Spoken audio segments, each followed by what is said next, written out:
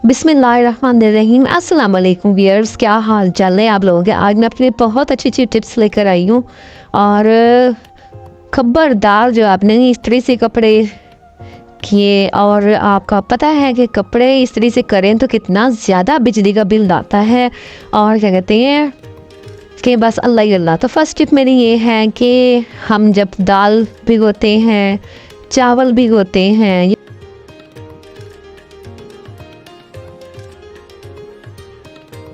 तो क्या होता है जी, आधे से ज़्यादा जो होता है ना वो हमारी दाल गिर जाती है बेसन में, बाउल में। और क्या होता है जी कि हम खाने को ज़ाया कर देते हैं। तो आपने खाना बिल्कुल भी ज़ाया नहीं करना। इस तरह की किचन में स्ट्रेनर ले लेनी है, चाय वाली, बड़ी लें छोटी लें। तो आपने जब पानी इसका ड्रेन करना है तो छन्नी में रख के करें। तो क्या होगा इससे जी, आपकी जो जितनी बाकी दाल है ना वो सारी इसमें यानी कि रह जाएगी या कुछ बाउल में रह जाएगी। तो इस तरह आपकी जो दाल है, चावल है, वो ज़ाया नहीं होंगे और अल्लाह ताला भी खुश होंगे।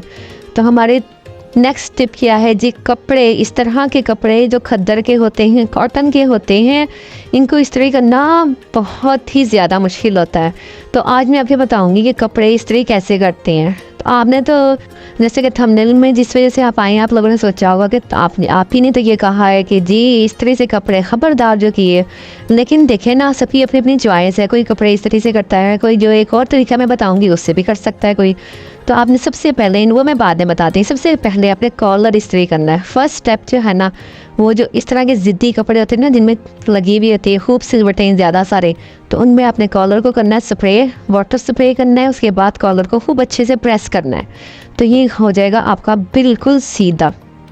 फिर इसके बाद थोड़ा इसको फोल्ड करें, इसकी क्रीज बनाएं, और फिर इसके बाद दोबारा इसकी एक लाइन सी लेकर ना, तो आपने इसको इस्त्री करना है। और इतनी इस्त्री अच्छी करनी है ना कि आपके अब्बू जान, आपके भाई जान खुश हो जाए, और इतने खुश होना कि वो आपको टिप दे दे प्यारी सी, ज़्यादा सारे पैसे देने, कितना मज़ा आएगा। लेकिन ये देखिए जी, अब यहाँ पे बाजू है, बाजू को तो इस्त्री करना बहुत ही ज़ाब लगता है। तो इसको भी हमने पहले स्प्रे कर देना है पानी से, इसको सीधा करना है, सिलाई की तरफ से, क्रीज की तरफ से बिल्कुल सीधा कर देना, और उसके बाद स्प्रे कर देना है। इससे स्प्रे करने से क्या होता है, कपड़ा जो होता है ना वो नरम हो जाता है, सिलवटें भी सारी बैठ जाती हैं, जिसकी वजह से इस्त्री बहुत आसान हो जाती है।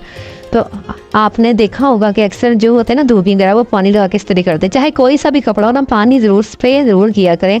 इससे जो होती है ना इस्त्री बड़ी शानदार, चमकीली, शाइनिंग। ये देखिए यहाँ पे क्रीज कितनी अच्छी बना रही हूँ मैं, तो बहुत ही ज़्यादा घर वाले खुश हो जाते हैं जब आप इस्त्री अच्छी करके दें।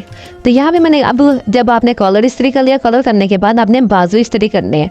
जब बाजू अच्छे से इस्त्री हो गए ना, इसके बाद बारी आती है दामन की, घेरे की, बैक साइड की। इसको भी आपने स्प्रे किया, बहुत अच्छे से स्प्रे किया सारा कुछ। दोनों बाजू पहले इस्त्री कर लिए, कॉलर इस्त्री कर लिया, और जो थर्ड स्टेप में आ जाता है वो शर्ट का सामने वाला हिस्सा, आपने उसको इस्त्री कर लिया। और तीसरी टिप क्या है जी, आप इस्त्री को बिल बचाना चाहते हैं ना, कि आप ना हो बिल ज़्यादा, तो आप फ्राई पैन के ज़रिए भी कपड़े इस्त्री करते हैं। आप फ्राई पैन को चूल्हे पर गर्म करें, आपका बिजली का बिल कम आएगा। और लो जी, आपको मेरी टिप बहुत ज़्यादा अच्छी लगी होंगी, पसंद आई होंगी। है तो थोड़ी सी, लेकिन हैं कमाल की। इंशाल्लाह नेक्स्ट वीडियो में फिर मिलते हैं। मुझे बहुत सी दुआओं में याद रखिएगा, और जिन लोगों ने सब्सक्राइब नहीं किया वो सब्सक्राइब कर लें। नेक्स्ट वीडियो में मिलते हैं। अल्लाह हाफिज़।